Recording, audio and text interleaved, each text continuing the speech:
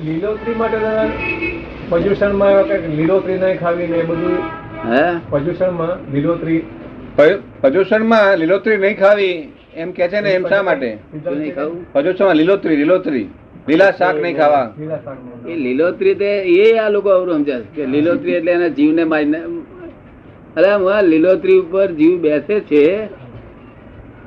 આ લીલોતરી કોઈ થાય ને એની પર સૂક્ષ્મ જીવાત બેસે અને પેટમાં જાય રોગ થાય, એટલા માટે ભગવાન ના પાડી.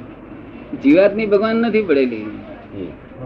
હવે આવું આ લોકો કે ઊંધું આપે કે આ તો ભગવાન ને જીવાત નથી પડી કે એવું કે. આપડે શું કહેવા માંગીએ છીએ કે આવું આવું ઊંધું સમજાશ કેમ સમજાશ? ચોપડવાની કહી દી ને બધી પી ગયા, અને પીવાની કહી દે ચોપડ્યા કરે. તેથી મટતું દેખાતું નથી. નહીં તમે જોયું કોઈ જગ્યાએ મટતું? મૂળમાં બરાબર ન હોય ત્યાં, હે મૂળમાં ઊંધું હોય ત્યાં શું થાય? મૂળમાં હિંસા, હિંસા તો ભક્તો મોટા મોટી હિંસા હો તો ભગવાને કહ્યું કે અમે આ માણસે ગાયને મારી નાખી, તેને હિંસા અમને કહેતા. આ માણસે ગાયને મારવાનો ભાવ કર્યો માટે અમે નહીં શકે. શું કે છે બોલો? આટલા બધું ભગવાન સમજવો, લોકો શું સમજે કે આને જ પકડો, ગાયને મારી નાખી આને કે છે. અરે હું આને પકડો, આને ગાય મારવાનો ભાવ કર્યો. ગાય મારી તો નથી ને, ના મારી હોય તેનો વાંધો નથી, પણ ભાવ કર્યો ને ગાય મારવી જ જોઈએ. સાથી એવું છે ભગવાન. પેલું તો વ્યવસ્થિત મારે છે, પેલો અહંકાર કરે છે મેં મારી, એવું. પેલું તો વ્યવસ્થિત મારે છે અને આ જાતે મારે છે. એ જે ગરમ પાણી થયું હોય પછી થોડોક વખત પછી નવા થાય, ત્યાં સુધી નવા ના થાય, અમુક ટાઈમ સુધી નવા થાય નહીં. નવા એટલે ફરતી જીવો એમાં ઉત્પન્ન ન થાય એક વખત ગયા પછી, ગરમ કર્યા પછી. હા, ગરમ કર્યા પછી આખા દાડામાં એક જ દિવસ ગરમ પાણી ગરમ કર્યું હોય ત્યાર પછી એક દિવસ સુધી એમાં જીવા થાય નહીં, એક દિવસ પછી થાય. એ તો ટાળું થયું એટલે પાછા ફરી જીવ ઉત્પાદન થાય. ટાળું થયું ના, પણ અમુક કલાક પછી, અમુક કલાક ગરમ કરવામાં કેટલા પાણી જીવ માર્યા? અસંખ્ય. તો હે એ તો અનેક અનેક અસંખ્ય અસંખ્ય મર્યા હોય ને.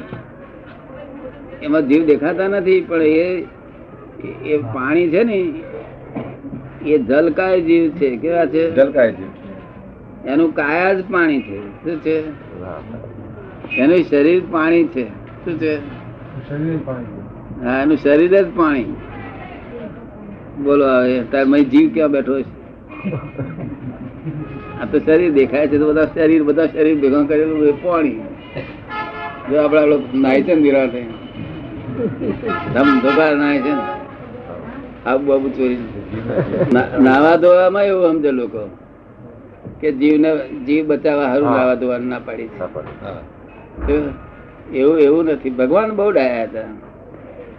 ભગવાન તેમ જાણ્યું કે નાવા ધોવાથી જીવ મરે તેનો કશો સવાલ નથી, પણ જો આત્માને હિતકારી થયું તો નાવા ધોવાને છૂટ્યા પાછા. પણ આત્માને નુકસાનકારક છે નાવા ધોવાનું. શું છે? આત્માને નુકસાનકારક. આ નવડાવે તારે શું થાય? નાય તારે બધી ઇન્દ્રિયો સતેજ થઈ જાય. શું થાય?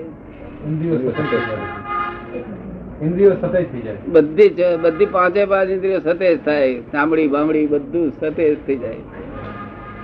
એટલે નાવાનું બંધ રાખે. જો ને દાંતણ બાતણ કરી કરાવતા નથી ને, જીભ ચોખ્ખી થાય તો ભજીયા ફક્કર લાગે ને. ચોખ્ખી જ ના થાય એટલે દાળ સારી હતી ખોટી હતી, સી રીતે મેલ ઉપર થયેલો. કારણ કે આપડા સાધુઓ એવું નથી કરતા કે દાળ છે રોટલી છે ભેગું ચોરીને નથી ખાતા. શું કહ્યું? એટલે બધું જાત જાતનું સમજણો, બધી સમજણ વગર. આત્મા આવું તેવું ખાતો જ નથી. વાત સમજે તો આત્મા શું ખાય છે? આત્મા કઈ ખાતો જ ન હોય ને દાદા. હે આત્મા કઈ ખાતો હોય છે? બધે પૂછ્યા પણ કરતા સાધુ પાંચ આત્મા શું ખાય છે? એ 8 દિવસ લીલોતરી ખાવું ન ખાવું એમાં કઈ ફરક પડે? લીલોતરી તો એવું છે ને, લીલોતરી પર જીવાત બેસે છે, જીવાત શરીરમાં જાય, શરીરને નુકસાન કરે છે, શરીરને નુકસાન કરે છે. અને શરીર નુકસાન થાય એટલે ધર્મ થાય નહીં ને. અને દોષ બેસે પાછો, જીવાતના દોષ તો બેસે જોડે, નુકસાન થાય ને દોષ બેસે જોડે થાય. આપડા આજ્ઞામાં રહે ને બહુ કામ કાઢી નાખે. પછી ખાવાનું તો સવાલ જ નહીં, ખાધા ખાય છે, શું થાય છે? આપણે તો આહારી આહાર કરે છે. આપણે ક્યાં આપણે આપણા સ્વરૂપમાં રહીએ ને કામ કાઢી નાખીએ. સામાયિક આખું પ્રદૂષણ છે તે સામાયિકમાં રહો ને આખો દાડો કામ કાઢી નાખે. આવું અવસર જ નથી ને. લોકો ના બોલાવે, લોકો જાણે પ્રદૂષણ છે, પ્રદૂષણ બોલાવે નહીં, હેરાન ના કરે, પદવે નહીં. એ આખો દાડો સામાયિક કરો ને કોણ પૂછે? કોઈ વાંધો ના ઉઠાવે ને. આજ્ઞા રહે તો સામાયિક થઈ જાય ને. ખાવા પીવાની તો આહારી આહાર કરે છે. એમાં શું આપણે આ વિજ્ઞાન આપણે જુદી જાતનું છે. એટલે અહીંયા આગળ એ વિજ્ઞાનમાં કશું લેવા દેવા નથી. જો લીલોતરી ખાતું હોય તોય વાંધો નથી, ના ખાતું હોય તોય વાંધો નથી. ના ખાય તો આપણને તો હિતકારી, ના ખાય તો શરીરને હિતકારી છે. ફાઇલ નંબર 1 ને હિતકારી છે. જ્ઞાની પુરુષને આજ્ઞાપૂર્વક બધું કરવું હોય તો કરી લેવાય. એવો વખત ફરી ફરી ના મળે. અહીંયા 2 દિવસ સામાયિક રાખવાના છે આપણે. એક ગુંઠાણું સામાયિક, બીજું ગુંઠાણું નહીં, ત્રીજું ગુંઠાણું સામાયિક, ચોથું નહીં. એવી રીતે કરવું તો એવી રીતે કરે, જેવું અનુકૂળ આવે. આખો દિવસ કરવા તો આખો દિવસ કરે. આપણું તો અંદરનું સરસ હોય. ઉપવાસ કરાયા પછી છે તે આપણું ઉપયોગમાં રહેવું જોઈએ. ઉપવાસ નો અર્થ શું છે? ઉપયોગ. તો કેવળ ભૂખે મારવાના માટે એનો કોઈ ઉપવાસ નથી. આ કચરો બધો બળી જાય, શરીર સારું થાય તો તે એકાદ અપવાસ હોય. વધારે અપવાસ હોય રોગ પડી જાય. એટલે પોતાની ક્યાંય પણ ભૂલ શુદ્ધ ઉપયોગ કહેવાય. શુદ્ધ ઉપયોગ કહેવાય. સામાયિકમાં વ્યવહાર બંધ કરવો પડે. ટ્રેનમાં આવવા જવાનો કલાક થાય, એ 1 કલાક આમ સ્થિરતાપૂર્વક આખું એનાલિસિસ માં જાય. રાત્રે પોણો કલાક, અડધો કલાક બેસીને થાય. ગાડીમાં આવતો જતો 1 કલાક મળે, 1.5 કલાક મળે. એવું કઈ દેવું હોતું જ નથી. પૈસાનું દેવું હોતું નથી, રાગદ્વેષનું દેવું હોય.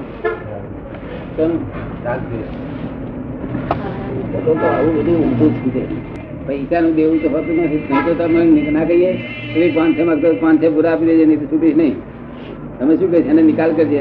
50 આપીને નિકાલ કરજે. ખુશ છો ને? હા ખુશ છે. થઈ ગયું નિકાલ. દેવું પૈસાનું નથી હોતું, રાગદ્વેષ નું દેવું છે. કેવું?